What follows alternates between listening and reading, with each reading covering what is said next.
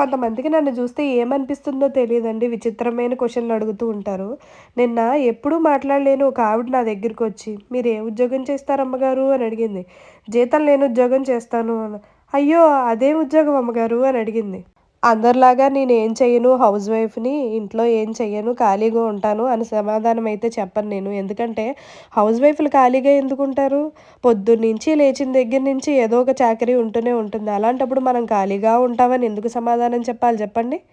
ఎక్కడ చూసినా నేనేం చెయ్యనండి, ఇంట్లోనే ఉంటానని చాలామంది సమాధానాలు చెప్పారు. నేను ఒక్కొక్కసారి అడిగినప్పుడు. ఈరోజు నేను అదే సమాధానం చెప్తానేమో అని ఆవిడ కూడా ఎక్స్‌పెక్ట్ చేసుంటుంది బహుశా. అసలు ఆడవాళ్ళం ఎందుకు ఖాళీగా ఉంటామని చెప్పండి? పొద్దున్నే లేచి, మనం ఇంట్లో పూజ చేసి, వంట చేసి, పిల్లల్ని పంపించి, ఆ తర్వాత అత్తామామలకి ఏం కావాలో చేసి, వంట చేసి, ఇంట్లో పనంతా కూడా చేసి, మన కోసం గూడా మనం ఆలోచించుకోకుండా ఇన్ని జేస్తుంటే, ఏం చెయ్యమని ఆన్సర్ ఎందుకు జెప్పాలి చెప్పండి? అందుకనే చెప్పాను. ఇప్పుడు చెప్పండి?